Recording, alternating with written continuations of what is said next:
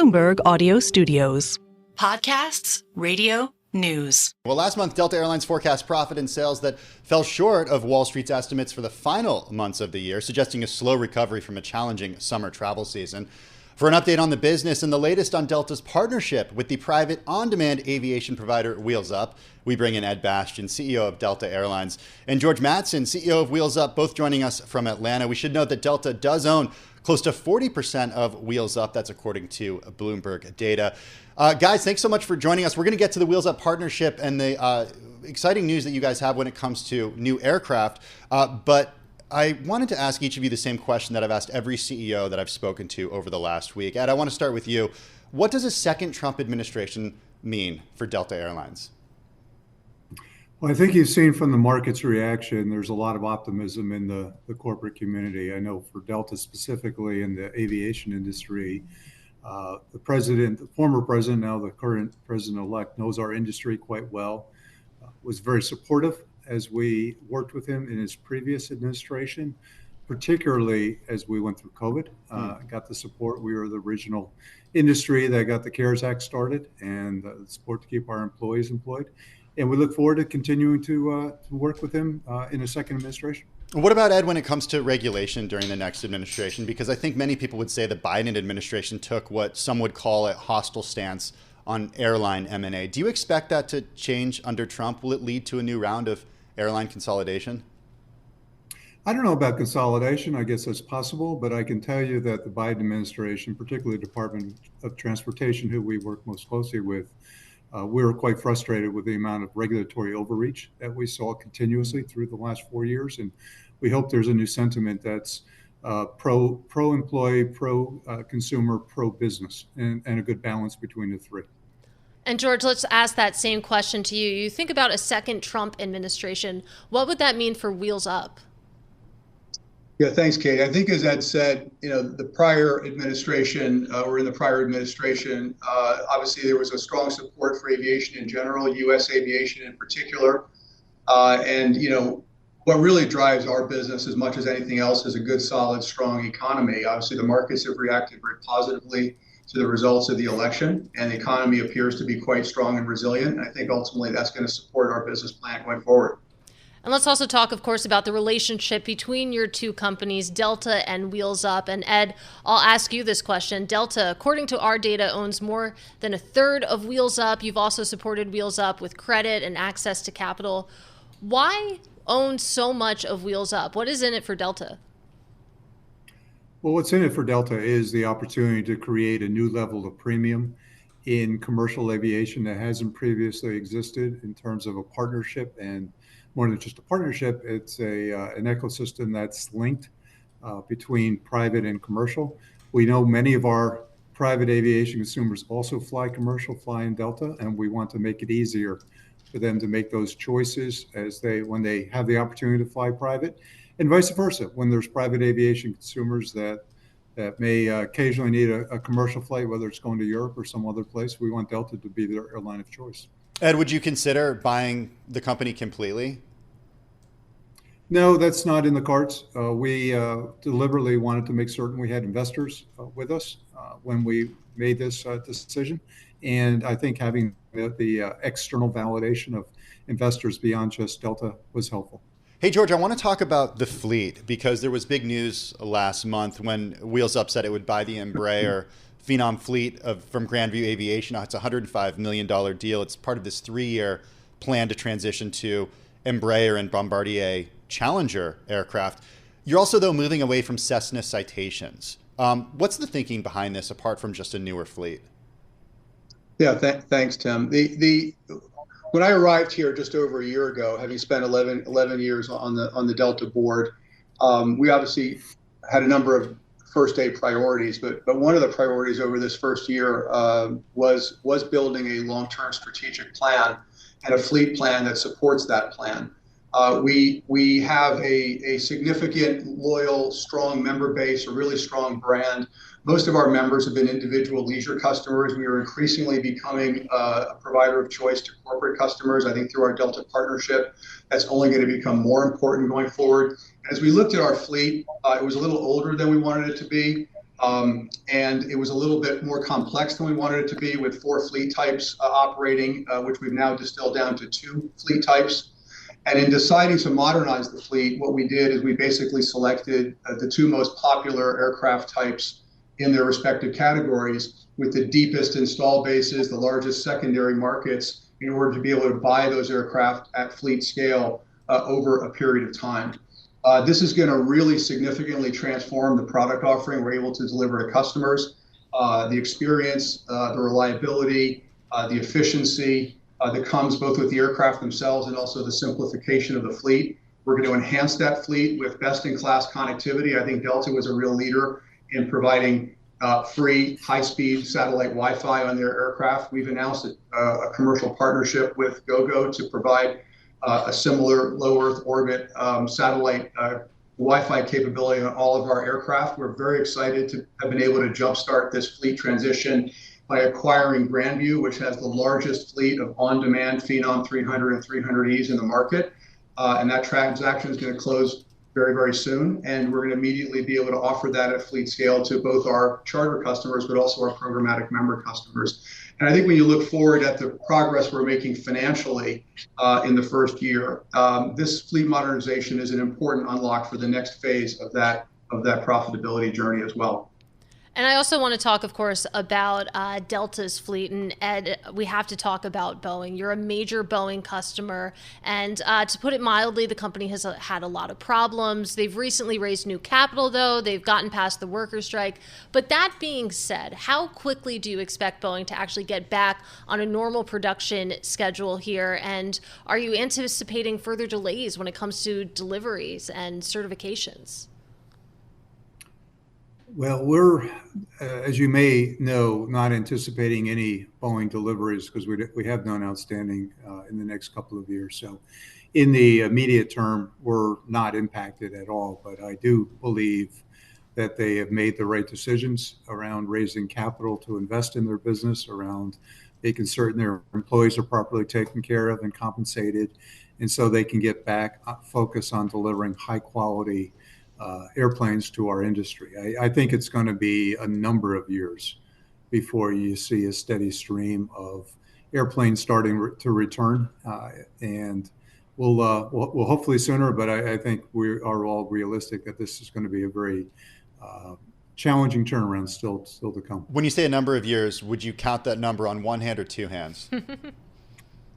A couple fingers, how's that? Okay, so a couple. I like that. Hey, we're speaking with Ed Bastian, CEO of Delta Airlines, and George Mattson, CEO of Wheels Up, both joining us from Atlanta. Ed, while we have you, give us an update on capacity in the market here. We hear it's improving, but is it improving for both premium and economy seats right now? The market has rationalized. I think this past summer we saw in the U.S. marketplace there were a lot of seats for sale, had a pretty big impact on pricing. A number of the airlines, particularly those on the lower end of the price scale, have been struggling. Most of them have lost money this year, lost money in the peak summer even, and have had to implement a number of self-help measures to ensure that they can find better balance between supply and demand.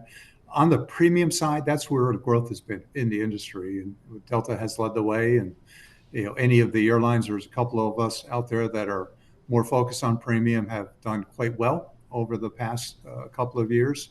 However, those that are more in the commodity sense, where price is the principal determinant of the consumer purchase, they've struggled, and they continue to struggle, and that's why you see the supply being rationalized. So that's the view on the commercial airline demand. George, give us a peek inside what demand for private airspace looks like, because you think about coming out of the pandemic, we know that there was a big uptick when it comes to private jet travel. What are you seeing right now, especially as we head into some of these peak travel demand periods? Yeah, I think in general, I would just say that the industry remains quite healthy. We certainly saw a very big sort of demand bubble from COVID, and when people did start returning to flying, a lot of folks who hadn't flown private started to fly private, and so we've seen that, I would say, normalize. The industry feels relatively stable here, but I think when you look kind of medium and longer term, has really strong macro headwinds, right? I think the the vast majority of aircraft, private jet aircraft, are still wholly owned by individuals or corporations. And so the opportunity for on-demand and fractional providers to continue to grow, I think, remains very strong. As commercial aviation becomes in some ways more challenging with congestion and other challenges, I think it becomes a more interesting alternative.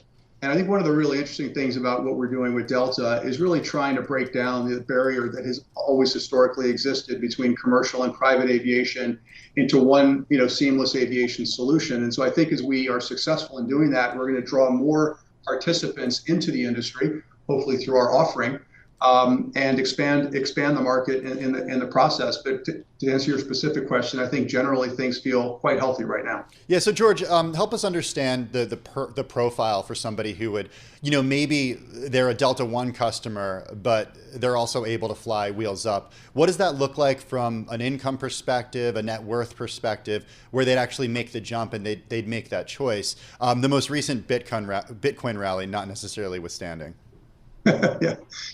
Yeah, look, there's different cuts at sort of what level of income or net worth constitutes the ability to fly private. I've seen numbers in the mid-single digit millions of dollars of net worth. I've seen numbers that are higher.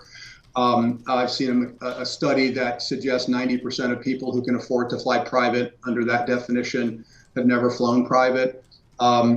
And so, you have, if you think about our partnership with Delta Airlines, a couple of really big pools of potential customers. One is the 45,000 or so Delta corporate customers, where Delta is often the leading provider of travel, period, to that company. And so we're offering this within that framework as an additional alternative, as a sleeve, if you will, of an existing broad corporate agreement.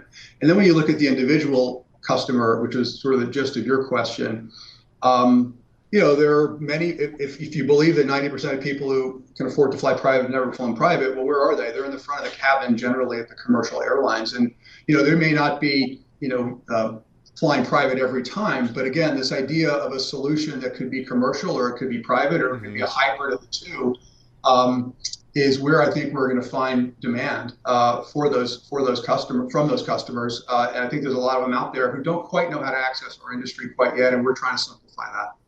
Hey, Ed, I got another capacity question for you, because I know that you're already thinking about how things look in 2025. We're already looking forward to spring break and summer, peak flying season. With Boeing's recent strike, geared turbofan maintenance, do you see a shortage of capacity across the industry, or at least at your airline? I would expect for the next year, though we haven't given guidance for next year. Actually, stay tuned. Next week, next Wednesday, we have our investor day in New York. So maybe you can get some insight then. I expect the industry is going to move as the economy moves. This is an industry that's driven by the economy, not just U.S., but on a global scale. And for those carriers that are premium, such as Delta, we have the ability to drive probably a little higher capacity than the broad economic growth. Okay. And Ed, I know that, well, I don't know, actually. It doesn't seem like there are still any lingering effects when it comes to the CrowdStrike issue that you had over the summer. I know you recently filed a lawsuit against CrowdStrike. You've said you've suffered about $500 million in financial impact from that event. As the dust has settled, what are the long-term implications? What's the financial implication?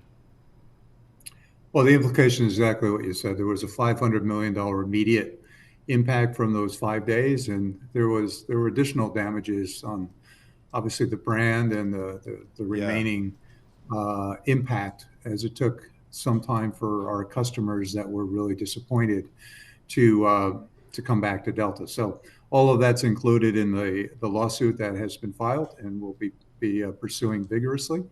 But from a go-forward basis, we learned a lot.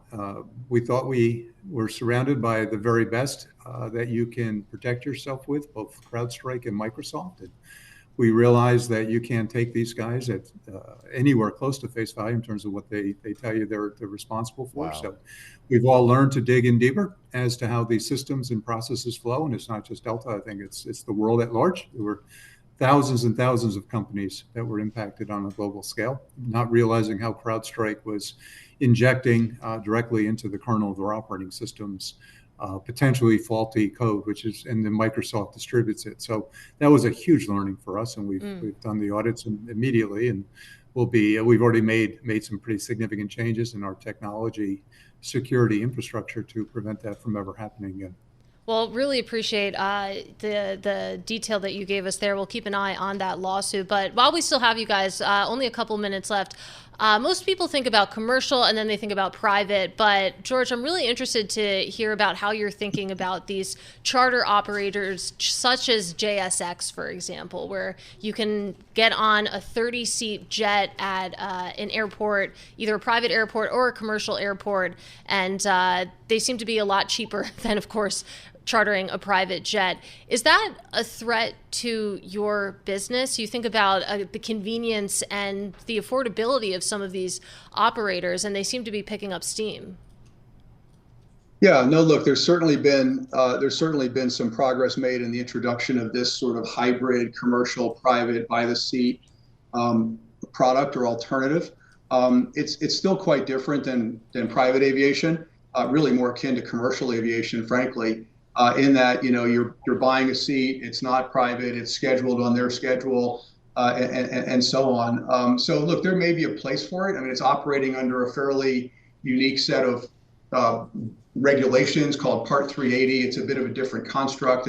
It's being looked at in different ways by different folks. But look, we see it as an alternative that certainly people consider. Look, if you're one person or two people traveling and you're looking for something other than commercial, and you don't want to get your own plane, it sort of fits that niche of the market, if you will. If you're traveling with your family or a larger group, frankly, a private aircraft of your own can make as much economic sense as that alternative.